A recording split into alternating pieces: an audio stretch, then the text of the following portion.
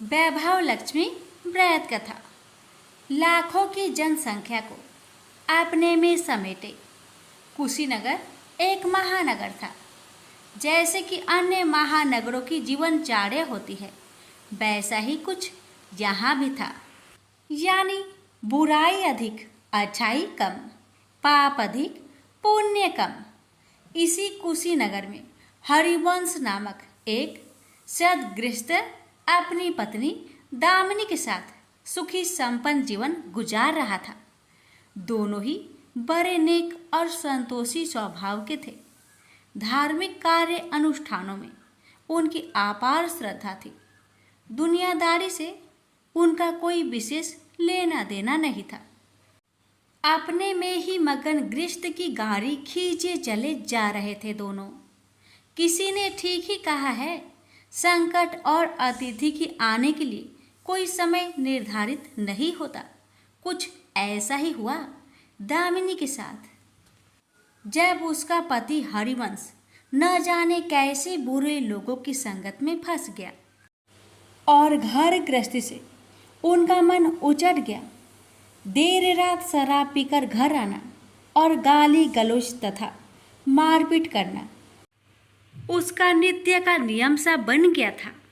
जुए, राटे, रेस तथा वैश्यगमन जैसे बुरे कर्म भी कुसंगति के बदौलत उसके पल्ले पड़ गए। धन कमाने की तीव्र लालसा ने हरिवंश की बुद्धि हर ली और उसको अच्छे बुरे का भी ज्ञान न रहा। घर में जो कुछ भी था सब उसके दुर्व्यसनों की भेंट चढ़ गया। जो लोग पहले उसका सम्मान करते थे अब उसे देखते ही रास्ता बदलने लगे। भूखमरी की हालत में भिखमंगों के समान उनकी स्थिति हो गई। लेकिन दामिनी बेहद संयमी और आस्थावान तथा संस्कारी स्त्री थी। ईश्वर पर उसे अटल विश्वास था। वह जानती थी कि यह सब कर्मों का फल है। दुख के बाद सुख तो एक दिन आना ही है। अचानक एक दिन दोपहर के समय द्वार पे हुई दस्तक की आवाज सुनकर दामिनी की तंद्रा भंग हुई। अतिथि सत्कार के भय मात्र से उसकी अंतर आत्मा कांप उठी, क्योंकि घर में अन्न का एक दाना भी नहीं था जो अतिथि की सेवा में अर्पित किया जा सकता। फिर भी संस्कारों की ऐसी प्रबलता थी कि उसका मन अतिथि सत्कार को उद्धत हो उठा। उसने उठकर द्वार खोला, देखा सामने एक दिव्य पुरुष खड़ा था। बड़े बड़े घुंघराले श्वेत केश, चेहरे को ढके हुए लहराती दाढ़ी, गेरुए वस्त्रों का आवरण पहने उसके चेहरे से तेज टपक पड़ रहा था। आंखों मानो अमृत सी वर्षा कर रही थी। उस दिव्य पुरुष को देखकर दामिनी को अपार शांति का अनुभव हुआ और वह उसे देखते ही समझ गई कि आगत वास्तव में कोई पहुंचा हुआ सिद्ध महात्मा है। उसके मन में अतिथि के प्रति गहन श्रद्धा के भाव उमड़ पड़े और वह उसे सम्मान सहित घर के भीतर ले गई। दामिनी ने जब उसे फाटे हुए आसन पर बैठाया तो वह मारे लज्जा के जमीन में गिर सी गई। उधर वह संत पुरुष दामिनी की ओर एकटक निहारे जा रहा था। घर में जो कुछ भी बचा खुचा था दामिनी ने अतिथि की सेवा में अर्पित कर दिया, पर उसने इस पर कोई ध्यान नहीं दिया। बस दामिनी को यूं निहारे जा रहा था मानो उसे कुछ याद दिलाने की चेष्टा कर रहा हो। जब काफी देर तक दामिनी कुछ न बोली तो उसने कहा, बेटी मुझे पहचाना नहीं क्या? उसका यह प्रश्न सुनकर दामिनी जैसे सोते से जागी और अत्यंत संकुचाते हुए मधुर स्वर में बोली, महाराज मेरी धृष्टता को क्षमा करें। जो आप जैसे दिव्य पुरुष को मैं पहचान कर भी नहीं पहचान पा रही हूँ। पारिवारिक कष्टों ने तो जैसे मेरी सोचने समझने की शक्ति ही छीन ली है। लेकिन यह निश्चित है कि संकट की इस घड़ी में मुझे आप जैसे साधु पुरुष का ही सहारा है। तभी जैसे दामिनी को कुछ याद हो आया, वह उस साधु के चरणों में गिरकर बोल उठी, अब मैं आपको पहचान गई हूँ महाराज।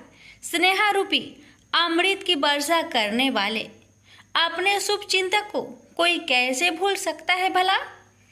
वास्तव में वह साधु मंदिर की राह के मध्य में बनी अपनी कुटिया के बाहर बट वृक्ष के नीचे बैठ साधना किया करता था और मंदिर आने जाने वाले सभी श्रद्धालु से प्रणाम करके स्वयं को कृतार्थ अनुभव करते थे। दामिनी भी उन्हीं में से एक थी। जब पिछले काफी दिनों से उसने उसे मंदिर की ओर आते जाते नहीं देखा तो उसकी कुशल क्षेम जानने के लिए पूछताछ करते हुए उसके घर की ओर आ निकला था। दामिनी अभी अपनी सोचों में ही डूबी हुई थी कि साधु महाराज ने मौन भंग किया। क्या कारण है पुत्री, तू आजकल मंदिर आती जाती दिखाई नहीं पड़ती। तुझे जो भी कष्ट है मुझे बता, शायद मैं तेरी कुछ सहायता कर सकूं। व्यक्ति दुखों के बोझ तले दबा हो तो ऐसे में सहानुभूति की दो बोल ही काफ़ी होते हैं। दामिनी भी खुद पर संयम नहीं रख पाई और बिलख कर रोने लगी। तभी वह साधु वात्सल्यपूर्ण स्वर में बोला, मन छोटा करने से समस्या हल नहीं होगी।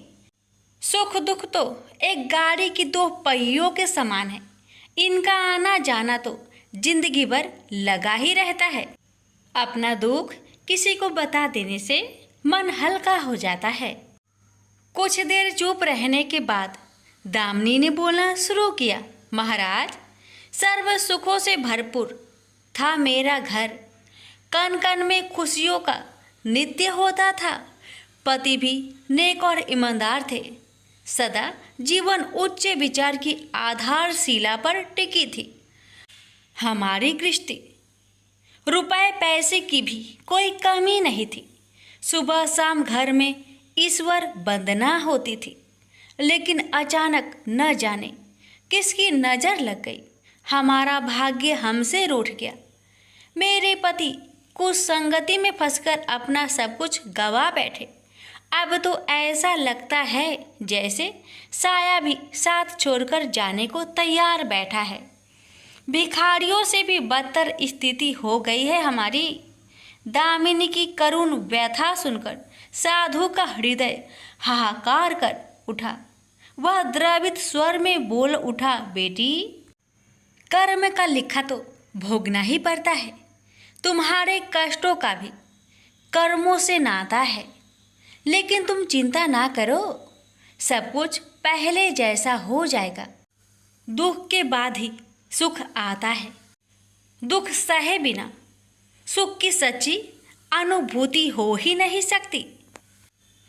तुम माँ लक्ष्मी के प्रति श्रद्धा जारी रखो।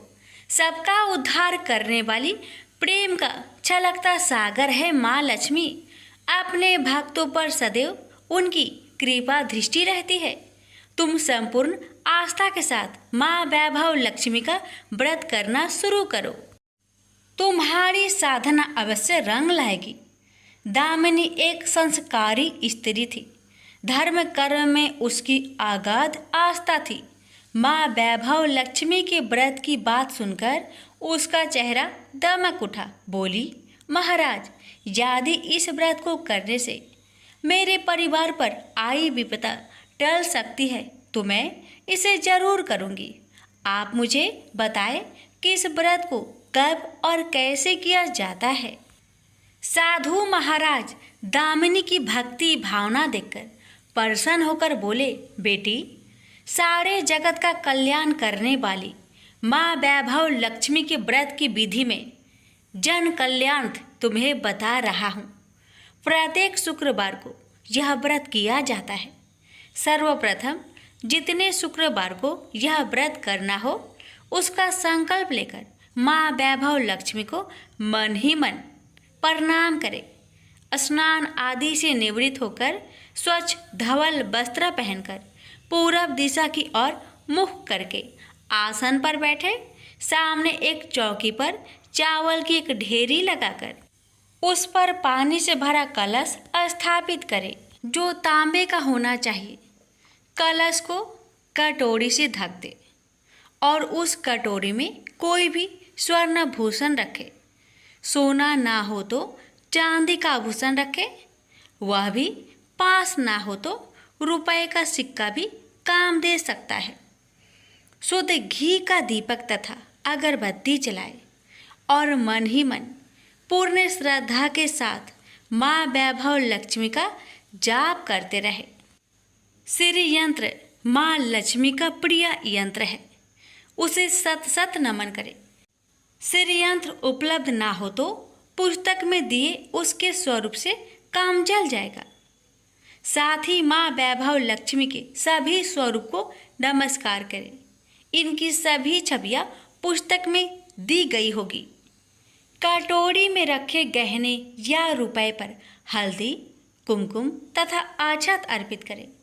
कोई भी मिष्टान प्रसाद के रूप में रखे, संभव ना हो पाए तो गुड़ या शक्कर से भी काम चल सकता है। फिर श्रद्धापूर्वक माँ की आरती करके 14 बार प्रेम सहित बोले, जय माँ वैभव लक्ष्मी। माँ वैभव लक्ष्मी मेरी मनोकामना पूरी करे, ऐसा संकल्प लेकर सच्चे मन से माँ से विनती करे। प्रसाद बांटे और स्वयं भी ग्रहण करे। दिन में एक बार स्वास्तिक भोजन करे। यदि संभव हो तो उपवास रखे। पूजा में रखा गहना या रुपए लाल कपड़े में लपेटकर सुरक्षित रख ले। यह आगे आने वाले शुक्रवार को पूजा में काम आएगा।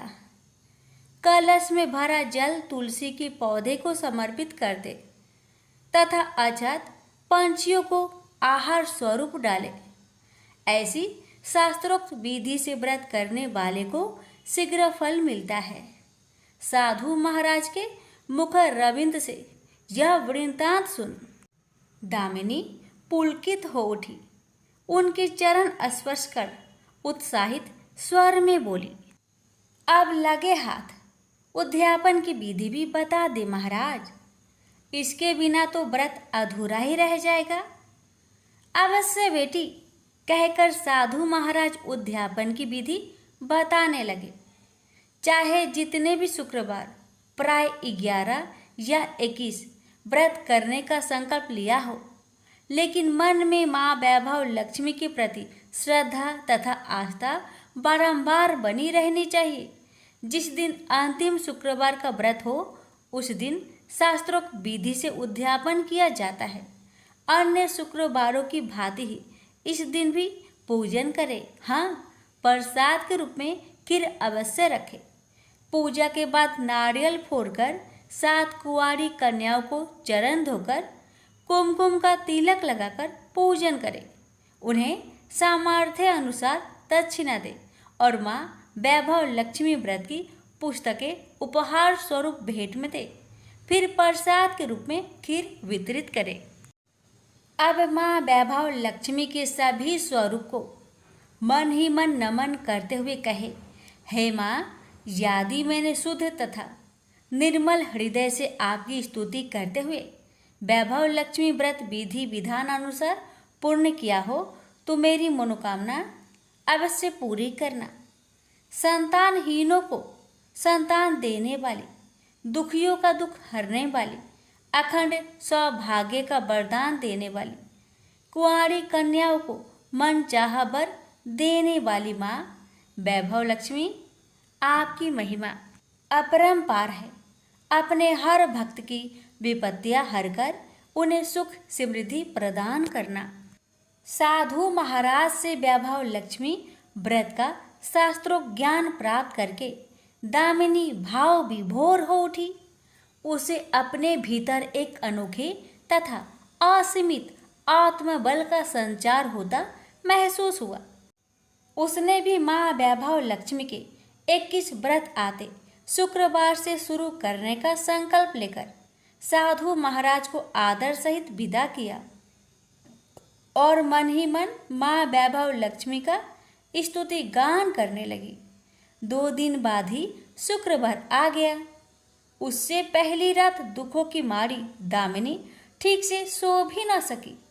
माँ वैभव लक्ष्मी के व्रत करने से उसकी समस्याओं का अंत हो जाएगा, यह सोचकर वह मुंह अंधेरी उठ बैठी और स्नान आदि कर स्वच्छ वस्त्र धारण किए।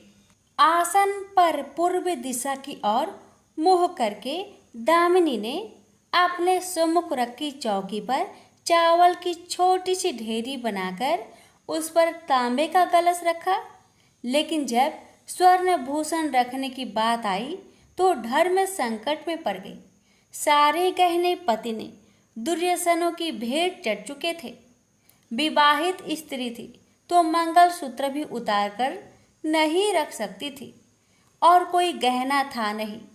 तभी उसे उन नन्ही पायलों का स्मरण हो आया जो उसने अपनी आने वाली संतान के लिए बनवाकर रख छोड़ी थी और पति की निगाहों से उन्हें बचाकर रखा था। उसने झटपट वह पायलें निकाली और गंगा जल से धोकर उन्हें शुद्ध करके कलश पर रखी कटोरी में डाल दिया। डिब्बे की तली में से बची खुची शक्कर निकालकर उसे प्रसाद के रूप में रखा और विधि अनुसार व्रत किया। सर्वप्रथम उसने अपने पति को प्रसाद दिया। आने वाला पूरा सप्ताह बड़े ही हंसी खुशी से बीता।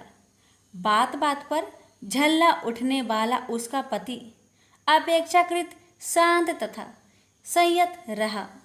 कोई मारपीट तथा कलेश घर में नहीं हुआ। इसे दामिनी ने माँ वैभव लक्ष्मी का चमत्कार समझा और मन ही मन उन्हें प्रणाम किया। माँ वैभव लक्ष्मी के प्रति उसकी आस्था और भी बलवती हो गई। इसी प्रकार शास्त्रोक्त विधि से दामिनी ने 20 शुक्रवार के व्रत पूरे कर लिए। इस बीच कई परिवर्तन हुए थे। उसका पति कुसंगति छोड़कर सीधी राह पर आ गया था और उसका कामकाज भी जमने लगा था।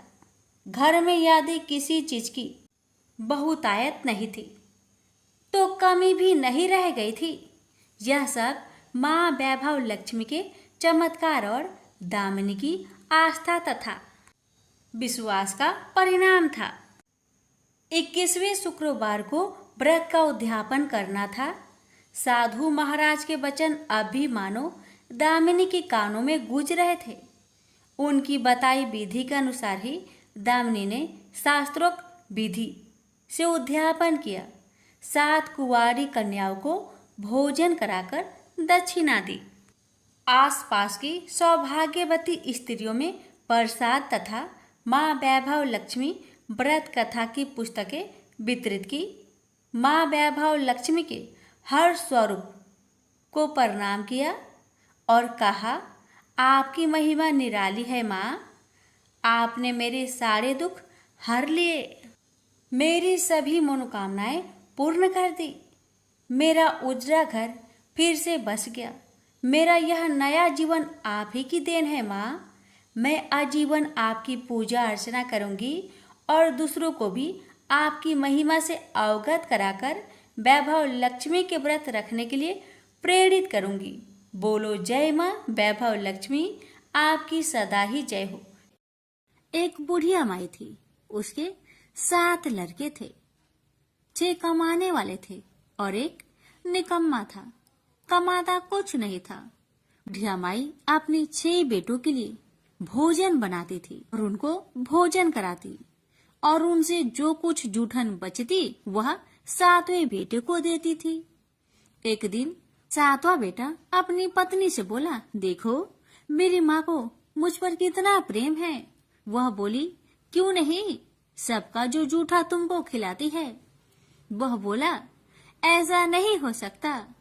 मैं जब तक अपनी आंखों से ना देख लूं, मैं मान नहीं सकता कि मेरी माँ मेरे साथ ऐसा कर सकती है। कुछ दिन बाद त्योहार आया। घर में 7 प्रकार के भोजन और चूरमे के लड्डू बने। अब सबसे छोटे लड़के ने यानी कि 7वें लड़के ने अपना सिर दुखने का बहाना बनाया और पतला चादर ओढ़कर रसोई घर में सो गया, ये देखने के लिए कि मेरी माँ मुझे जूठे भोजन देती है या फिर बनाई हुई ताजी भोजन देती है। लड़का झूठ मूठ का सोने के नाटक करके रसोई घर में सोया हुआ है। वह पतले चादर के अंदर से सब कुछ देख रहा था। तभी 6 भाई भोजन करने आए। उसने देखा माँ ने उनके लिए सुंदर आसन बिछाया, नाना प्रकार की रसोई परोसी और आग्रह करके उन्हें जिमाया और वह देखता रहा। तब 6 भाइयों ने भोजन करके उठा। तब माँ ने क्या किया कि उनकी बची हुई भोजन, जूठी भोजन थालियों में से इकट्ठा करके सभी लड्डुओं के टुकड़ों को उठाकर एक लड्डू बनाया और सभी जूठन को साफ करके बुढ़िया ने अपने सबसे छोटे लड़के को पुकारा, बेटा 6 भाई भोजन करके चले गए, अब तू ही बाकी है, उठ और खाना खा ले। तब वह बेटा कहने लगा, माँ मुझे आज भूख नहीं लगा है, मुझे भोजन नहीं करना, मैं अब जहाँ नहीं रहूंगा, मैं परदेश चला जाऊंगा। अपने बेटे की बातें सुन माँ ने कहा, बेटा तू कल जाना चाहता है ना, कल क्यों जाएगा, तुम आज ही चला जा। तब बेटा बोला, हाँ माँ मैं आज ही चला जा रहा हूँ। यह कहकर वह घर से निकल गया। चलते समय पत्नी की याद आई। वह गौशाला में उपले थाप रही थी। वहां जाकर वह बोला, हम जावे परदेश, आवेंगे कुछ काल, तुम रहियो संतोष से, धर्म अपनो पाल। पत्नी बोली, जाओ पिया आनंद से, हमरो सोच हटाए, राम भरोसे हम रहे, ईश्वर तुम्हें सहाय। 2 निशानी आपन, देख धरो में धीर, सुधी मती हमारी, बिसारियो रखियो मन गंभीर। पति बोला, मेरे पास तो कुछ नहीं, यह अंगूठी है, सुले और अपने कुछ निशानी मुझे भी दे। पत्नी बोली, मेरे पास क्या है, यह गोबर से भरा हाथ। यह कहकर पति की पीठ पर गोबर के हाथ की थाप मार दी। अब पति चल दिया। चलते चलते दूर देश पहुंचा। वहां एक साहूकार की दुकान थी। वहां जाकर कहने लगा, भाई मुझे नौकरी पर रख लो। साहूकार को जरूरत थी तो वह बोला, रह जाओ। लड़के ने पूछा, तनख्वाह क्या दोगे? तो साहूकार ने कहा, तुम्हारा काम देखकर तब हम दाम देंगे। साहूकार की नौकरी मिली। वह सुबह 7 बजे से 10 बजे तक नौकरी करने लगा। कुछ दिनों में दुकान का सारा लेन देन, हिसाब किताब, ग्राहकों को माल बेचना, सारा काम करने लगा। साहूकार के 7-8 नौकर थे। वे सब चक्कर खाने लगे। यह तो बहुत होशियार बन गया है। सेठ ने भी काम देखा और 3 महीने में ही उसे आधे मुनाफे का हिस्सेदार बना लिया। वह कुछ वर्ष में ही नामी सेठ बन गया और मालिक सारा कारोबार उस पर छोड़कर चला गया। इधर पति की अनुपस्थिति में उसकी पत्नी को सास ससुर दुख देने लगे। सारी गृहस्थी का काम करा के उसे लकड़ी लेने जंगल में भेजते हैं। इस बीच घर के आटे से जो भूसी निकलती उसकी रोटी बनाकर रख दी जाती और उसके साथ ही फूटे नारियल की नारेली में पानी। एक दिन वह लकड़ी लेने जा रही थी। रास्ते में बहुत सी स्त्रियां संतोषी माता की व्रत करते दिखाई दी। वह लड़की खड़ी होकर कथा सुनने लगी और पूछा, बहनों तुम किस देवता की व्रत करती हो और उसके करने से क्या फल मिलता है?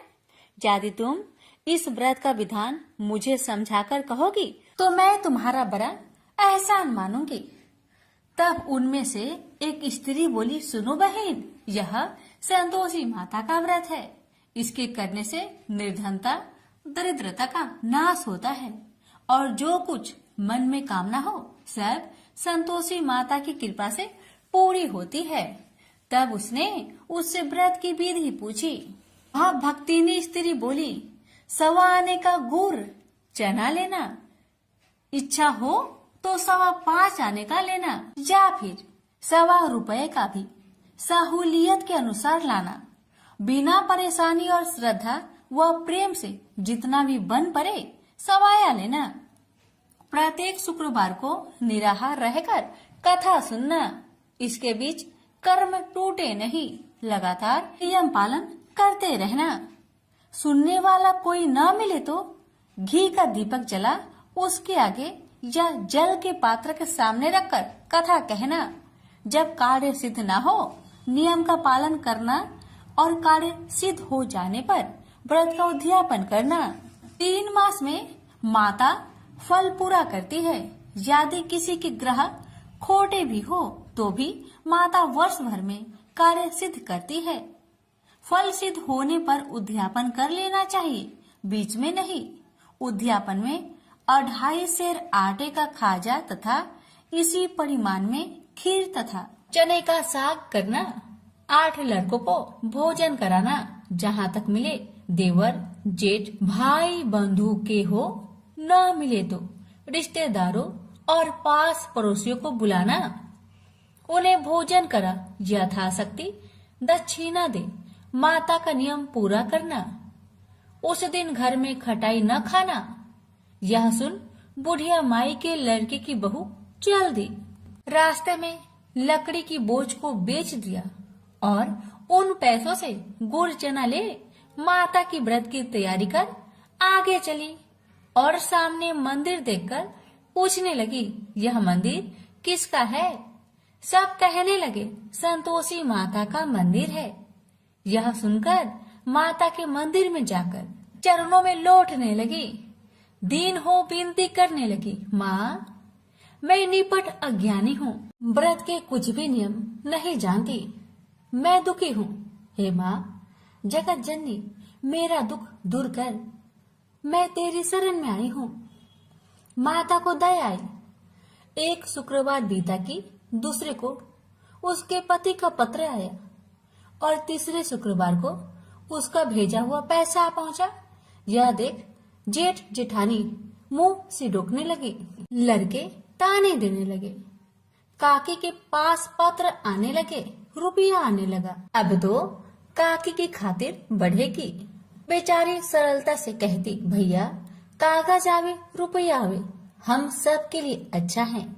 ऐसा कहकर आंखों में आंसू भरकर संतोषी माता के मंदिर में आ मातेश्वरी के चरण में गिरकर रोने लगी। माँ मैंने तुमसे पैसा कब मांगा है माँ? मुझे पैसे से क्या काम है माँ? मुझे तो अपने सुहाग से काम है। मैं तो अपने स्वामी के दर्शन मांगती हूँ माँ। तब माता ने प्रसन्न होकर कहा, जा बेटी तेरा स्वामी आएगा। यह सुनकर खुशी से बावली होकर घर जा पहुंची, अपना काम काज करने लगी। अब संतोषी माँ विचार करने लगी, इस भोली पुत्री को मैंने कह तो दिया कि तेरा पति आएगा, लेकिन कैसे? वह तो इसे सपने में भी याद नहीं करता। उसे याद दिलाने को मुझे ही जाना पड़ेगा। इस तरह माता जी उस बुढ़िया के बेटे के पास जा सपना में प्रकट हो कहने लगी, साहूकार के बेटे तुम सो रहा है या जागता है? वह कहने लगा, माता मैं सोता भी नहीं जागता भी नहीं, कहो क्या आज्ञा है? माता कहने लगी, तेरे घर बार कुछ है कि नहीं? वह बोला, मेरे पास सब कुछ है माँ। माँ बाप है, पत्नी है, क्या कमी है माँ? माँ बोली, भोले पुत्र तेरी पत्नी घोर कष्ट उठा रही है, तेरे माँ बाप उसे परेशान कर रहे हैं, वह तेरे लिए तरस रही है, तू उसकी सुधि ले। वह बोला, हाँ माता जी यह तो मालूम है, परंतु जाऊं तो कैसे? परदेश की बात है, लेन देन का कोई हिसाब नहीं है, कोई जाने का रास्ता भी नहीं आता, कैसे चला जाऊं? माँ कहने लगी, मेरी बात मान, सवेरे नहा धोकर संतोषी माता का नाम ले, घी का दीपक जला, दंडवत कर दुकान पर बैठ, देखते देखते तेरा सारा लेन देन चुक जाएगा, जमा का माल बिक जाएगा, साज होते होते धन का भारी ढेर लग जाएगा। माता की बात मानकर वह नहा धोकर संतोषी माता को दंडवत घी का दीपक जला। थोड़ी देर में देने वाले रुपए लाने लगे, लेने वाले हिसाब लेने लगे। कोठे में भरे सामान की खरीदारी नगद दाम में दे सौदा करने लगे। शाम तक धन का भारी ढेर लग गया। मन में माता का नाम ले चमत्कार देख प्रसन्न होकर घर ले जाने के वास्ते गहना कपड़ा सामान खरीदने लगा। यह काम से निपट तुरंत घर को रवाना हुआ।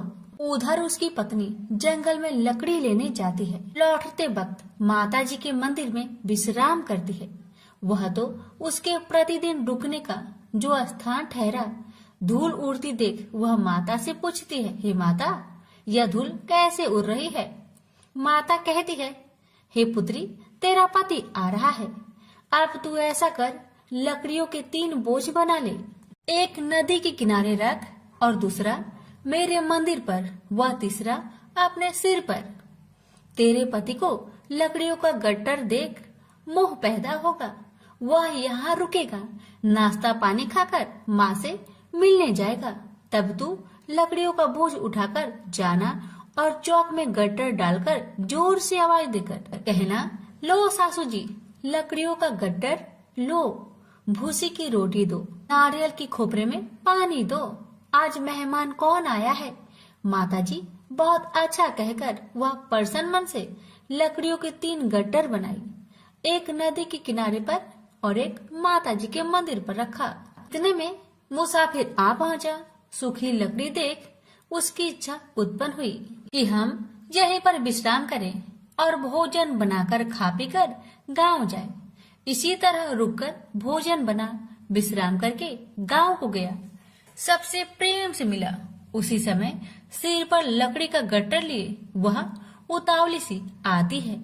लकड़ियों का भारी बोझ आंगन में डालकर जोर से 3 आवाज देती है, लो सासू जी, लकड़ियों का गट्टर लो, भूसी की रोटी दो, आज मेहमान कौन आया है। यह सुनकर उसकी सास बाहर आकर अपने दिए हुए कष्टों को भुलाने हेतु कहती है, बहू ऐसा क्यों कहती है? तेरा मालिक ही तो आया है। आ बैठ, मीठा भात खा, भोजन कर, कपड़े पहन, गहने पहन। उसकी आवाज सुन उसका पति बाहर आता है। अंगूठी देख व्याकुल हो जाता है और माँ से पूछता है, माँ यह कौन है? माँ ने कहा, बेटा यह तेरी पत्नी है। जब से तू गया है तब से सारे गांव में भटकती फिरती है। घर का कामकाज कुछ नहीं करती, 4 पहर आकर खा जाती है। वह बोला, ठीक है माँ, मैंने इसे भी देखा और तुम्हें भी। अब दूसरे घर की ताली दो, मैं उसमें रहूंगा। माँ बोली, ठीक है, जैसी तेरी मर्जी। तब वह दूसरे मकान की तीसरी मंजिल का कमरा खोल सारा सामान जमाया। एक दिन में ही राजा के महल के जैसा ठाट बाट बन गया। अब क्या था, बहू सुख भोगने लगी। इतने में शुक्रवार आया। उसने पति से कहा, मुझे संतोषी माता का व्रत उद्यापन करना है। पति बोला, खुशी से कर लो। वह उद्यापन की तैयारी करने लगी। जेठानी के लड़कों को भोजन के लिए कहने गई। उन्होंने मंजूर किया, परंतु पीछे से जेठानी ने अपने बच्चों को सिखाया, देखो भोजन के समय खटाई मांगना, जिससे उसका उद्यापन पूरा ना हो। अब तो बच्चे जिमने आए, खीर खाना पेट भर के खाए, परंतु बाद में खाते ही कहने लगे, हमें खटाई दो, खीर खाना हमको नहीं भाता, देखकर आरुचि होती है। वह कहने लगी, भाई खटाई किसी को नहीं दी जाएगी, यह माँ संतोषी का प्रसाद है। लड़के उठ खड़े हुए, बोले, पैसे लाओ। भोली बहू कुछ जानती नहीं थी, वह उन बालकों को पैसे दे दिए। लड़के उसी समय हट करके इमली खटाई ले खाने लगे। यह देखकर बहू पर माताजी ने कोप किया। राजा के दूत उसके पति को पकड़कर ले गए। जेठ जेठानी मन माने वचन कहने लगे, लूट लूट कर धन इकट्ठा कर लाया है, अब सब मालूम पड़ जाएगा जब जेल की मार खाएगा। बहू से यह सहन नहीं हुआ। रोती हुई बहू माताजी के मंदिर गई। कहने लगी, हे माता, तुमने क्या किया? हंसाकर अब भक्तों को रुलाने लगी। माता बोली, बेटी तूने उद्यापन करके मेरा व्रत भंग किया है। वह कहने लगी, माता मैंने कुछ अपराध किया है क्या? मैंने तो भूल से लड़कों को पैसे दे दिए थे, मुझे क्षमा करो, मैं फिर तुम्हारा उद्यापन करूंगी। माँ बोली, अब भूल मत करना, माँ कहती है, अब भूल नहीं होगी। अब बतलाओ वो कैसे आएंगे। माँ बोली, जा पुत्री, तेरा पति तुझे रास्ते में आता मिलेगा। वह निकली, राह में पति आता मिला। वही पूछी, कहाँ गए थे? वह कहने लगा, इतना धन जो जमाया है उसका टैक्स राजा ने मांगा था, वह भर नहीं गया था। वह परेशान हो बोली, भला हुआ, अब घर को चलो। कुछ दिन बाद फिर शुक्रवार आया। फिर वह बोली, मुझे माता का उद्यापन करना है। पति ने कहा, करो। पत्नी फिर जेठ के लड़कों को भोजन को कहने गई। ठानी ने एक दो बातें सुनाई। सब लड़कों को सिखाने लगी, तुम सब लोग पहले ही खटाई मांगना। लड़के भोजन से पहले कहने लगे, हमें खीर नहीं खाना, हमारा जी बिगड़ता है, कुछ खटाई खाने को दो। वह बोली, खटाई किसी को नहीं मिलेगा, आना हो तो आओ। वह ब्राह्मण के लड़के को लाकर भोजन कराने लगी। यथाशक्ति दक्षिणा की जगह एक एक फल उन्हें दिया। संतोषी माता प्रसन्न हुई। माता की कृपा होते ही 9वें मास में उसके चंद्रमा के समान सुंदर पुत्र प्राप्त हुआ। पुत्र को पाकर प्रतिदिन माताजी के मंदिर में जाने लगी। माँ ने सोचा, यह रोज आती है, आज क्यों न आई, इसके घर चलो।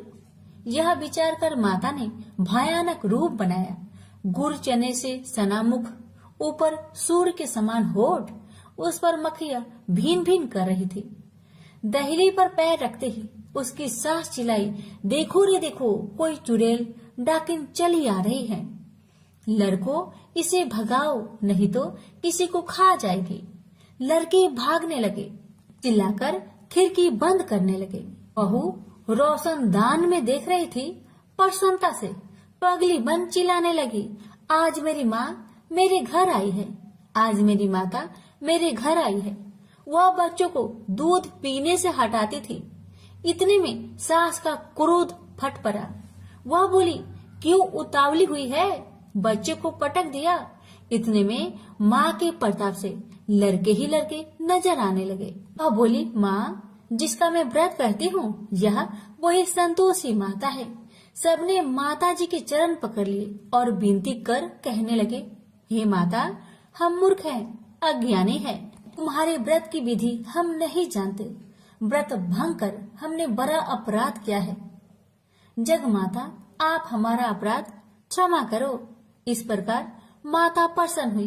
बहू को प्रसन्न हो जैसा फल दिया, वैसा माता सबको दे। जो पढ़े उसका मनोरथ पूर्ण हो, जो सुने उसका भी मनोरथ पूर्ण हो। प्रेम से बोलिए, संतोषी माता की जय। एक समय की बात है। काशी निवासी धनंजय की पत्नी का नाम सुलक्षणा था। उसे अन्य सब सुख प्राप्त थे, केवल निर्धनता ही उसके दुख का एकमात्र कारण थी। यह दुख उसे हर समय सताता रहता था।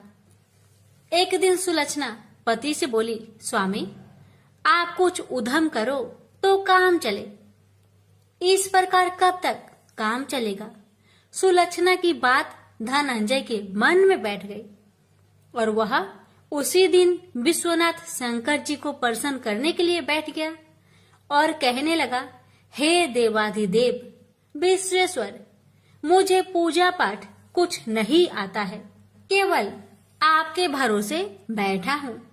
इतनी विनती करके वह 2-3 दिन भूखा प्यासा बैठा रहा। यह देखकर भगवान शंकर ने उसके कान में अन्नपूर्णा अन्नपूर्णा अन्नपूर्णा इस प्रकार 3 बार कहा। यह कौन क्या कह गया? इसी सोच में धनंजय पड़ गया कि मंदिर से आते ब्राह्मणों को देखकर पूछने लगा, पंडित जी, अन्नपूर्णा कौन है? ब्राह्मणों ने कहा, तू अन्न छोड़कर बैठा है, सो तुझे अन्न की बात सूझती है, जा घर जाकर अन्न ग्रहण कर। धनंजय घर गया, स्त्री से सारी बात कही। वह बोली, नाथ, चिंता मत करो, स्वयं शंकर जी ने यह मंत्र दिया है, वे स्वयं ही खुलासा करेंगे, आप फिर जाकर उनकी आराधना करो। धनंजय फिर जैसा कि तैसा पूजा में बैठ गया।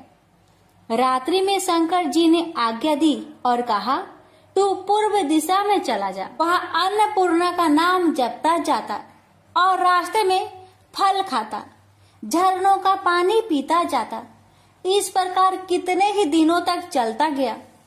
वहाँ उसे चांदी सी चमकती वन की शोभा देखने में आई। सुंदर सरोवर देखने में या उनके किनारे कितनी ही अप्सराएं झुंड बनाए बैठी थी। एक कथा सुनाती और सब मिलकर माँ अन्नपूर्णा इस प्रकार बार बार कहती थी।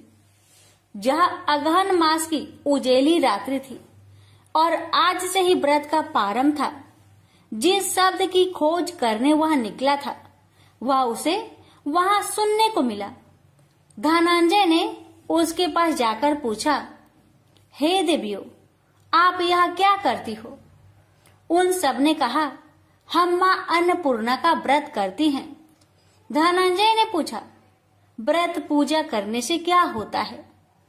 यह किसी ने किया भी है? इसे कब किया जाए? कैसा व्रत है और कैसी विधि है? मुझसे भी विस्तार से बताओ। वे कहने लगी, इस व्रत को सब कोई कर सकते हैं। 21 दिन तक के लिए 21 गांठ का सूत लेना चाहिए। 21 दिन यानी न बने तो एक दिन उपवास करे, या भी न बने तो केवल कथा सुनकर प्रसाद ले। निराहार रहकर कथा कहे, कथा सुनने वाला कोई न मिले तो पीपल के पत्तों को रख, सुपारी या घृत कुमारी वृक्ष को सामने कर, दीपक को साक्षी कर, सूर्य, गाय, तुलसी या महादेव को बिना कथा सुनाए मुख में दाना न डाले। यदि भूल से कुछ पड़ जाए तो एक दिवस फिर उपवास करे। व्रत के दिन क्रोध न करे और झूठ ना बोले। धनंजय बोला, इस व्रत के करने से क्या होगा? वे कहने लगी, इसके करने से अंधों को नेत्र मिले, लुल्लू को हाथ मिले, निर्धन के घर धन आए, बाझिन को संतान मिले, मूर्ख को विद्या आए। जो जिस कामना से व्रत करे माँ उसकी इच्छा पूरी करती है। वह कहने लगा, बहनों, मेरे पास भी धन नहीं है, विद्या नहीं है, कुछ भी तो नहीं है। मैं तो दुखिया ब्राह्मण हूँ, मुझे इस व्रत का सूत दोगी? हाँ भाई, तेरा कल्याण हो, हम तुम्हें अवश्य देंगे। ले, इस व्रत का मंगल सूत्र ले। धनंजय ने व्रत किया। व्रत पूरा हुआ, तभी सरोवर में से 21 खंड की स्वर्ण सीढ़ी हीरा मोती जड़ी हुई प्रकट हुई। धनंजय अन्नपूर्णा अन्नपूर्णा कहता जाता था। इस प्रकार कितनी ही सीढ़ियां उतर गया तो क्या देखता है कि करोड़ों सूर्य से प्रकाशमान अन्नपूर्णा का मंदिर है। उसके सामने स्वर्ण सिंहासन पर माता अन्नपूर्णा विराजमान है। सामने भिक्षा हेतु शंकर भगवान खड़े हैं। देवांगनाएं चवर डुलाती है, कितनी ही हथियार बांधे पहरा देती है। धनंजय दौड़कर जगदम्बा के चरणों में गिर गया। देवी उसके मन का कलेश जान गई। धनंजय कहने लगा, माता, आप तो अंतर्यामी हो, आपको अपनी दशा क्या बताऊं? माता बोली, मेरा व्रत किया है, जा, संसार तेरा सत्कार करेगा। माता ने धनंजय की जिह्वा पर बीज मंत्र लिख दिया। अब तो उसके रोम रोम में विद्या प्रकट हो गई। इतने में क्या देखता है कि वह काशी विश्वनाथ के मंदिर में खड़ा है। माँ का वरदान ले धनंजय घर आया। सुलक्षणा से सब बात कही। माता जी की कृपा से उसके घर में संपत्ति उमड़ने लगी। छोटा सा घर बहुत बड़ा गिना जाने लगा। जैसे शहद के छत्तों में मक्खियां जमा होती है, उसी प्रकार अनेक सगे संबंधी आकर उसकी बड़ाई करने लगे। कहने लगे, इतना धन और इतना बड़ा घर, सुंदर संतान नहीं हो तो इस कमाई का कौन भोग करेगा? सुलक्षणा से संतान नहीं है, इसलिए तुम दूसरा विवाह करो। अनिच्छा होते हुए भी धनंजय को दूसरा विवाह करना पड़ा और सुलक्षणा को सौत का दुख उठाना पड़ा। इस प्रकार दिन बीतते गए और अगहन मास आया। नए बंधन से बंधे पति से सुलक्षणा ने कहलाया कि हम व्रत के प्रभाव से सुखी हुए हैं, इस कारण यह व्रत छोड़ना नहीं चाहिए। यह माता जी का प्रताप है जो हम इतने संपन्न और सुखी हैं।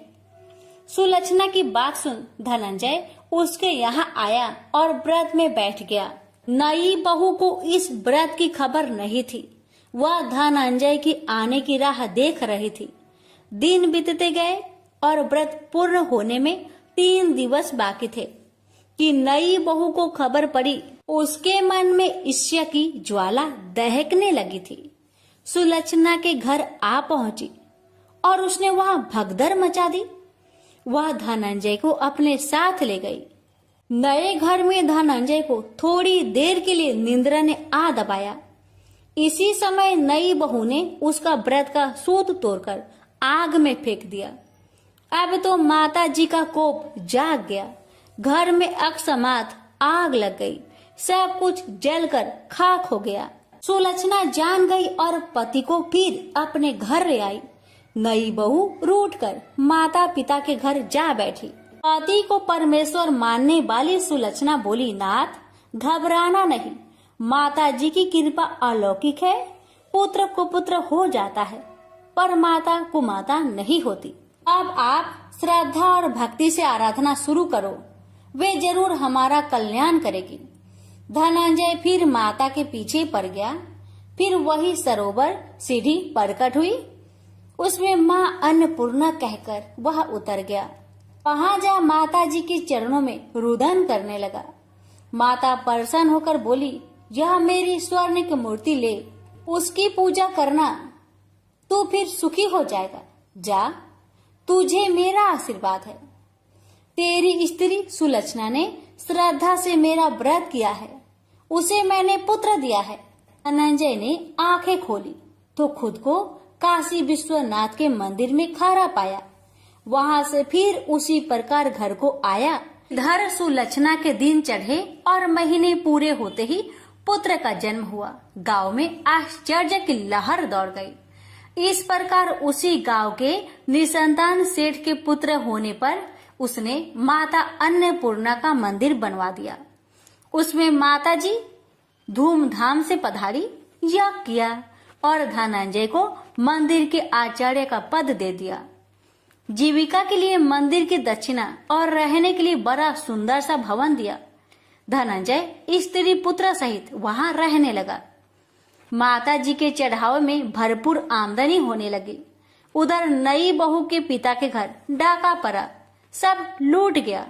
वे भीख मांगकर पेट भरने लगे। सुलक्षणा ने यह सुना तो उन्हें बुला भेजा, अलग घर में रख लिया और उनके अन्न वस्त्र का प्रबंध कर दिया। धनंजय, सुलक्षणा और उसका पुत्र माता जी की कृपा से आनंद से रहने लगे। माता जी ने जैसे इनके भंडार भरे वैसे सबके भंडार भरे। हे माता, अगर आपकी कथा कहने में हमसे कोई गलती हुई हो उसे क्षमा करना और अपने सभी भक्तों की सभी मनोकामना को पूर्ण करना। प्रेम से बोलिए अन्नपूर्णा माता की जय। हर हर महादेव। माता पार्वती की जय। माता की नित्यनेम की कथा। माता सीता का 12 वर्ष का नियम था कि वे एक कथा भगवान राम को सुनाती थी। लेकिन एक बार राम जी को किसी कारण बाहर जाना पड़ा। इस पर माता ने कहा, अगर आप चले गए तो मैं कहानी किसे सुनाऊंगी। भगवान ने कहा कि आप कुएं के पाल पर जाकर बैठ जाना और वहां जो औरतें पानी भरने आएगी उन्हें अपनी कहानी सुना देना। देवी सीता ने बिल्कुल वैसा ही किया और कुएं के पास जाकर बैठ गई। तभी एक स्त्री आई। उसने रेशम की साड़ी पहन रखी थी और सोने का घड़ा ले रखा था। सीता माता उसे देखकर कहती है कि बहन, मेरा 12 वर्ष का नित्य नियम सुन लो। लेकिन उस स्त्री ने उनका नियम सुनने को मना कर दिया और बिना सुने वहां से चली गई। थोड़ी देर बाद उसकी रेशम जरी की साड़ी फट गई। सोने का घड़ा मिट्टी के घड़े में बदल गया। ये देख उसकी सास उस पर गुस्सा किया और कहा कि किसका दोष अपने सिर लेकर आई है। सास की बात सुनकर बहू ने सारी बात अपनी सास को सुना दी। अगले दिन ही वही साड़ी और घड़ा लेकर सास कुएं पर गई। माता सीता वहीं पर थी और औरत को देखकर देवी ने कहा कि आप मेरी कहानी सुन लीजिए। सास ने कहा, एक बार नहीं 4 बार सुन लूंगी। माता सीता ने अपना नियम सुनाना शुरू किया। राम आए लक्ष्मण आए, देश के पुजारी आए, नित नेम का नेम लाए। आओ राम बैठो राम, तपी रसोई जियो राम। माखन मिश्री खाओ राम, दूध बतासा पियो राम। सूत के पलका मोठो राम, साल दुसाला पोठो राम। साल दुसाला ओढ़ो राम, जब बोलो जब राम ही राम। राम सवारे सबके काम, खाली घर भंडार भरेंगे। सबका बेड़ा पार करेंगे, श्री राम जय जय राम। तब सास ने कहा कि बहन, आपकी कहानी तो बहुत अच्छी है। ऐसा कहकर वे अपने घर की ओर चली गई। थोड़ी समय बाद उसकी साड़ी रेशम जरी की बन गई और घड़ा सोने का बन गया। बहू के पूछने पर सास ने कहा कि बहू, तू दोष लगा के आई थी और मैं अब दोष उतारकर आ रही हूँ। सास ने कहा, वे कोई साधारण स्त्री नहीं है, बल्कि सीता माता थी। वे पुराने से नया कर देती है, खाली घर में भंडार भर देती है। वह लक्ष्मी जी का वास घर में कर देती है। आदमी की जो भी इच्छा हो उसे पूरा कर देती है। बहू के कहने पर सास ने वही कहानी उसे भी सुना दी और ऐसे ही पूरे मोहल्ले में नित्य नेम की कथा चल पड़ी। प्रेम से बोलिए सिया रामचंद्र की जय। राम लक्ष्मण जी की कहानी। राम लक्ष्मण की कहानी भगवान श्री राम, लक्ष्मण और सीता जी पिता दशरथ जी की आज्ञा से वनवास जाने लगे। रास्ते में सभी तीर्थ गंगा, जमुना, गोमती नदियों में पितृ तर्पण कर वन में कंदमूल फल फूल खाते हुए वन में अपना समय व्यतीत करने लगे। एकम के दिन लक्ष्मण जी ने राम जी की आज्ञा से फल मूल लाकर माँ सीता को दिए। तब माँ सीता ने 4 पत्तल परोसी। तब लक्ष्मण ने पूछा, भाभी माँ, हम 3 हैं, फिर 4 में क्यों परोसा? तब माँ सीता बोली, 1 पत्तल गौ माता की है। राम जी, लक्ष्मण जी गौ माता को पत्तल परोसती। तब राम जी ने पूछा, सीता जी, आपने खाना शुरू क्यों नहीं किया? तब सीता माँ बोली, मेरे तो राम कथा सुनने का नियम है। राम कथा सुनने के बाद ही मैं फल ग्रहण करूँगी। तब राम जी बोले, मुझे कथा सुना दो। लक्ष्मण जी बोले, मुझे सुना दो। तब माँ सीता बोली, औरत की बात औरत सुने। आप मेरे पति हो, आप मेरे देवर हो, आपसे कैसे कहूँ? तब लक्ष्मण जी ने सोचा, इस जंगल में कौन औरत मिलेगी। तब लक्ष्मण जी ने अपनी माया से एक नगरी का निर्माण किया। उस नगरी में सब सुख सुविधाएं से युक्त थी। उस नगरी में सब चीजें सोने की थी, इसलिए नगरी का नाम सोन नगरी रखा। सभी नगर निवासियों को घमंड हो गया। उस नगरी में कोई गरीब नहीं था। जब सीता जी कुएं पर पानी लेने गई और पानी हारिनों से राम राम किया तो कोई नहीं बोली। थोड़ी देर में एक छोटी कन्या आई। सीता जी उससे राम राम बोली और कहा कि बाई राम कथा सुनेगी। तब वह बोली, मेरे तो घर पर काम है। सीता जी ने कहा, मेरे पति राम और देवर लक्ष्मण भूखे हैं। तब लड़की बोली, मेरी माँ मेरा इंतजार कर रही है। वह लड़की वहां से जाने लगी। तब माँ सीता के क्रोध से सारी नगरी साधारण सी हो गई। जब लड़की घर गई तो माँ बोली, बाई ये क्या हुआ? तब लड़की बोली, मेरे को तो नहीं पता है। वहां पर एक साध्वी बैठी थी, मुझे राम कथा सुनने के लिए बोली, पर मैं तो कथा नहीं सुनी। यदि उसने कुछ किया हो तो पता नहीं। तब उसकी माँ ने उसको वापस जाकर कथा सुनने को कहा। लड़की ने वापस जाकर कथा सुनने से मना कर दिया। तब उसकी बहू बोली, आपकी आज्ञा हो तो मैं कहानी सुनकर आती हूँ। जब बहू कुएं पर गई तो पानी भरे और खाली करे। तब सीता जी ने कहा, आपके घर पर कुछ काम नहीं है क्या? तब वह बोली, माता जी मैं तो सारा काम करके आई हूँ। तब माँ सीता बोली, तू मुझे माँ कहकर बुलाई, यदि तुझे समय हो तो मेरी राम कहानी सुन लोगी? तब वह बोली, माता जी कहानी सुनाओ, मैं प्रेम से कहानी सुनूंगी। चंदन चौकी मोतिया हार, राम कथा माहड़े हिड़बेरो आधार। राम कथा सुनाऊं, राम ने मनाऊं, राम कहे तो परदेश में जाऊं। सीता जी ने कहा, हे भाई तूने मेरी मृत्यु लोक में मदद करी, भगवान तेरी स्वर्ग लोक में रक्षा करेंगे। सीता जी ने राम कथा सुनाई। बाई ने कथा सुनी। आओ राम बैठो राम, जल भर झाड़ी लाई राम। केलाड़ी दातून लाई राम, ठंडा जल भर लाई राम। संपाडो पदरावो राम, जकलैया टोपी ललाई राम। करा किलंगी लाई राम, स्वर्ण सिंहासन लाई राम। तापर आप बिराजो राम, झालड़ टिकारा लाई राम। शंख ध्वनि गरनाऊ राम, हिडिबे हीरा शोभे राम। निरखता मन मोहे राम, चरण शरण में आई राम। शरण आपरी ले लइयो राम, माखन मिश्री लाई राम। माखन मिश्री आरोगो राम, दूध भर कटोरी लाई राम। मेवा चिरंजी परोसू राम, खाती मीठी चाखा राम। चरखो फरखो आरोगो राम, रूच रूच भोग लगाऊं राम।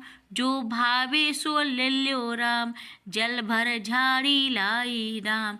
अबे आचमन कर लो राम, रे श्याम गमछा लायो राम। हाथ मुँह पोछ लियो राम, पुष्पासु सेज बिछाऊ राम।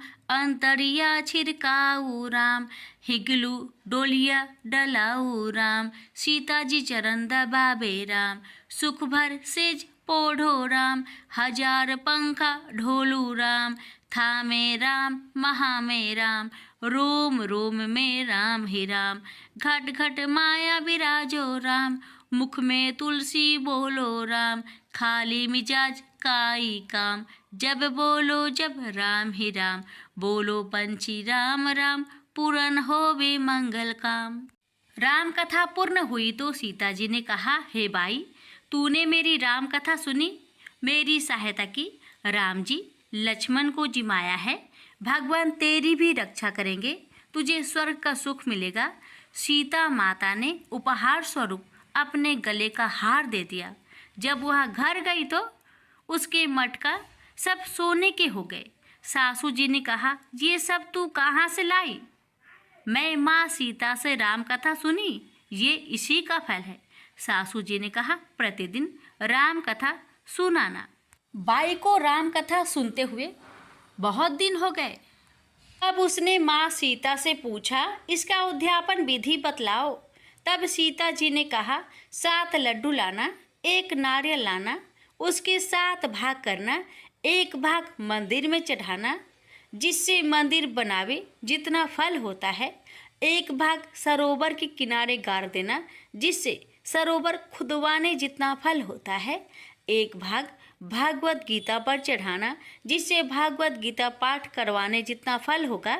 1 भाग तुलसी पर चढ़ाना, जिससे तुलसी विवाह जितना फल होगा। 1 भाग कवाड़ी कन्या को देवे, जिससे कन्या विवाह जितना फल होगा। 1 भाग सूरज भगवान को चढ़ाना, जिससे 33 करोड़ देवी देवता को भोग लगाने जितना फल होगा। अब उसने विधि पूर्वक उद्यापन कर दिया।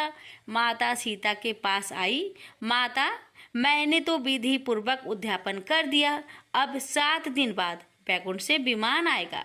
गांव के सारे लोग एकत्र हो गए और पूछने लगे कि बाई तूने ऐसा कौन सा धर्म पुण्य किया, गीता भगवत गीता के पाठ किए, हमें भी बताओ। तब बाई ने कहा, मैंने तो माता सीता से प्रतिदिन राम कथा सुनी और नियम से उद्यापन किया।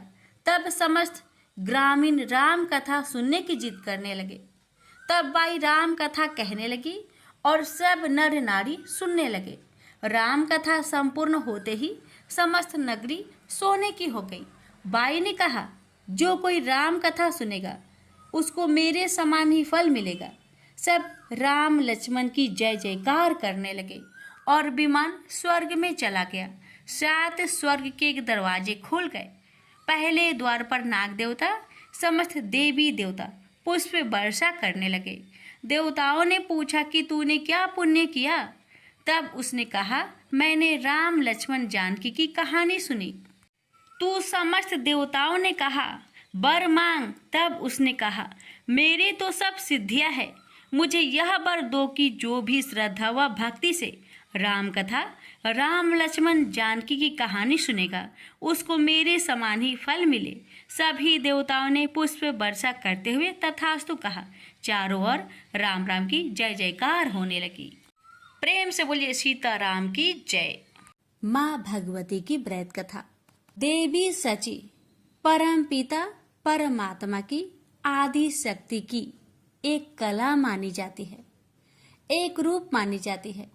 पूर्व काल में जब कहीं स्वयंवर होते थे, अर्थात राजा महाराजा अपनी कन्या के विवाह के लिए विभिन्न राज्यों के राजकुमारों को आमंत्रित करके उनमें से अपनी पसंद के वर को चुनने का कन्या को अवसर देते थे, तो देवी सची की ही सर्वप्रथम आह्वान करके स्थापना की जाती थी तथा उनकी पूजा अर्चना करके स्वयंवर की रस्म प्रारंभ होती थी। ऐसा माना जाता था कि देवी सची की आराधना करने से स्वयंवर में किसी प्रकार विघ्न नहीं पड़ता। इस प्रकार सची स्वर्ग के भोगों के बीच जल में कमल के समान निर्लिप्त रह रही थी कि अचानक स्वर्ग को भी दुखों ने आ घेरा। देवराज से एक भयानक भूल हो गई। यद्यपि उनका कार्य ही पृथ्वी पर सुख और शांति रखने के लिए असुरों और दानवों का नाश करना था, लेकिन उन्होंने एक बार बिना विचार किए भगवान के भक्त पितासुर का वध कर डाला। चारों ओर उनकी बुराई होने लगी। जिसने भी सुना इंद्र की निंदा की। चारों ओर से इंद्र पर जब घृणा और निंदा की बौछार पड़ने लगी तो वह देवलोक छोड़कर भाग गए और मान सरोवर में जाकर एक कमल नाल में छिपकर बैठ गए। देवताओं ने इंद्र को बहुत खोजा, लेकिन जब इंद्र कहीं नहीं मिले तो उन्होंने ऋषि मुनियों से सलाह करके नहुस को इंद्र आसन पर बैठा दिया। इंद्र का पद पाकर नहुस में अहंकार जाग उठा। उसने एक दिन राजसभा में कहा, गुरुदेव, आज मैं इंद्र के सिंहासन पर बैठा हूँ। सारे देवलोक पर मेरा अधिकार है।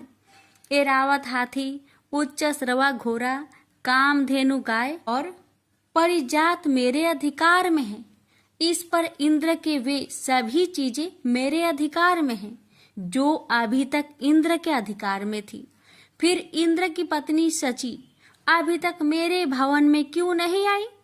इंद्र होने के नाते वह मेरी पत्नी है। उससे कहिए कि वह आज रात मेरे रंग भवन में आ जाए और फिर वहीं रहे। नहुस का संदेश लेकर गुरु बृहस्पति जब इंद्र की पत्नी सची के पास पहुंचे तो सची परेशान हो उठी। वह बोली, गुरुदेव, मैं पतिव्रता स्त्री हूँ। अपने पति के अतिरिक्त मैंने आज तक किसी परम पुरुष की ओर आंख उठाकर भी नहीं देखा। मैं नहुस की इस आज्ञा का पालन कैसे कर सकती हूँ? बृहस्पति बोले, इंद्राणी, इस संकट से यदि तुम्हें कोई उबार सकता है तो वह केवल माँ भगवती दुर्गा ही है। तुम उन्हीं की आराधना करो, वही तुम्हारी सहायता करेगी। सची बोली, ठीक है गुरुदेव। जाकर नहुस से कह दीजिए कि मैं आजकल देवी की आराधना कर रही हूँ। जब मेरी आराधना समाप्त हो जाएगी मैं स्वयं नहुस को अपने भवन में बुला लूंगी।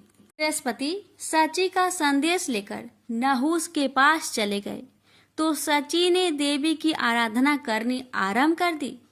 उनकी आराधना से प्रसन्न होकर देवी ने प्रकट होकर कहा, मैं तुम्हारी हालत को अच्छी तरह जानती हूँ सची, बोलो मैं तुम्हारी क्या सहायता करूं। सची बोली, माँ भगवती, न जाने मेरे पति कहाँ चले गए हैं। सारे देवता उन्हें खोज खोज कर थक गए हैं। मैं उनसे मिलना चाहती हूँ। भगवती दुर्गा बोली, मैं जानती हूँ कि इंद्र इस समय कहाँ हैं। तुम मान सरोवर पर चली जाओ, वहां मेरी एक मूर्ति रखी है।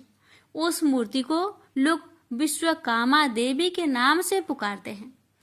इंद्र आजकल नियमित रूप से उसी मूर्ति की पूजा करते हैं। वह तुम्हें वही मिल जाएंगे। सची बोली, जग जननी, नहुस को इंद्र का पद पाकर इतना अहंकार हो गया है कि वह देवलोक की प्रत्येक वस्तु की तरह मुझ पर भी अपना अधिकार समझने लगा है। उसने कहा है कि मैं उसके भवन में जाकर उसकी पत्नी के रूप में रहूं। भगवती दुर्गा बोली, नहुस से बचने का उपाय तुम्हें बता देती हूँ। तुम कल नहुस के पास संदेश भेज देना कि किसी ऐसी सवारी से मेरे भवन में पधारे, इसे ऋषि ढोकर लाए। देवी की कृपा से उसी दिन मान सरोवर पर सची की इंद्र के साथ भेंट हो गई और दूसरे दिन उन्होंने एक दासी से कहकर वह संदेश नहुस के पास भिजवा दिया जो देवी ने बताया था। दासी वह संदेश लेकर नहुस की राजसभा में पहुंची और बोली, महाराज, नहुस की जय हो। मैं देवराज इंद्र की पत्नी सची की दासी हूँ। उन्होंने मेरे द्वारा आपके लिए एक संदेश भेजा है। उन्होंने कहा है कि आज रात अपने भवन में वो आपका स्वागत करना चाहती है। नहुस बोला, ओ, यह तो बड़ी प्रसन्नता की बात है। हम रात को सची के भवन में पहुंच जाएंगे। दासी बोली, अवश्य पधारिए महाराज, लेकिन आप देवी के भवन में किसी ऐसी दिव्य सवारी में बैठकर जाए जिसे ऋषि ढो रहे हों। दासी के जाने के बाद नहुस ने सभी ऋषि मुनियों को बुलाकर कहा, आप सब लोग मेरी बात ध्यान से सुनिए। मैं आजकल इंद्र लोक ही क्या, समूचे विश्व का स्वामी हूँ। जिस तरह इंद्र का राज्य और समस्त चल अचल संपत्ति का स्वामी मैं हूँ, उसी तरह पहले इंद्र की पत्नी सची ने भी मुझे अपना पति स्वीकार कर लिया है। ऋषि बोले, यह आप क्या कह रहे हैं महाराज? विश्वास नहीं होता। सची जैसी साध्वी स्त्री ऐसा कैसे कर सकती है? नहुस बोला, आपको विश्वास करना ही पड़ेगा, क्योंकि अभी अभी एक दासी ने मुझे आकर बताया है कि पिछले इंद्र की पत्नी सची ने मुझे पति के रूप में स्वीकार कर लिया है। ऋषि बोले, यह आप क्या कह रहे हैं महाराज? विश्वास नहीं होता। सची जैसी साध्वी स्त्री ऐसा कैसे कर सकती है? नहुस बोला, आपको विश्वास करना ही पड़ेगा, क्योंकि अभी अभी एक दासी ने मुझे आकर बताया कि पिछले इंद्र की पत्नी सची ने मुझे पति के रूप में स्वीकार कर लिया है और कहा है कि मैं ऐसी दिव्य सवारी में सवार होकर सची के भवन में पहुंचूं जिसे ऋषि ढो रहे हों। ऋषि बोले, ऐसी भला कौन सी सवारी है जिसे ऋषि ढोते हैं? हमने तो आज तक ऐसी सवारी नहीं देखी। नहुस बोला, ऐसी सवारी पालकी होती है। आप लोग उसे कहारों के स्थान पर अपने कंधों पर ढोकर ले चलेंगे। मैं इंद्र हूँ, आपको मेरी इस छोटी सी आज्ञा का पालन हर हालत में करना होगा। नहुस की इस आज्ञा को सुनकर ऋषियों को बहुत बुरा लगा। जी चाहा कि नहुस को श्राप दे दे, लेकिन अचानक उनके मन में माँ भगवती ने एक नई भावना जगा दी। उन सभी ने सोचा कि नहुस के सर्वनाश के दिन निकट आ गए हैं, इसलिए उन्हें शांत रहना चाहिए। नहुस ने बड़ी बेचैनी से शाम की प्रतीक्षा की। शाम होते ही उसने ऋषि मुनियों को बुला लिया और एक खुली हुई पालकी में जा बैठा। ऋषियों ने पालकी के दोनों ओर निकले डंडे उसके कंधों पर रख लिए और सची के भवन की ओर चल दिए। ऋषियों ने कभी कंधों पर बोझ ढोया न था, अतः पालकी के डंडों और बोझ के कारण 4 कदम चलते ही उनके कंधे में दर्द होने लगा था, इसलिए उन्हें कदम बढ़ाने में तकलीफ होने लगी। नहुस तो उतावला हो रहा था। उसने पालकी को शीघ्रता के साथ ले जाने के लिए कहा। बेचारे वृद्ध ऋषि जैसे तैसे पालकी को और तेज ले जाने लगे, परंतु नहुस को अभी संतोष नहीं हुआ। ने कोरों से ऋषियों को पीटना प्रारंभ किया। अगस्त्य ऋषि को इससे अत्यंत क्रोध उत्पन्न हुआ और उन्होंने नहुस को भला बुरा कहते हुए श्राप दे दिया। दुष्ट, तू अजगर बनकर पृथ्वी पर गिर जा और लंबे समय तक अपने दुष्कर्मों का फल भोग। और ऐसा ही हुआ। नहुस अपने पापों के प्रतिफल के रूप में अजगर की योनि में पृथ्वी पर सैकड़ों वर्ष तक पड़ा रहा। भगवती दुर्गा की कृपा से देवराज इंद्र पुनः प्रकट हो गए और देवी सची के साथ स्वर्ग के सिंहासन पर बैठकर आनंद पूर्वक रहने लगे। प्रेम से बोलिए भगवती माता की जय।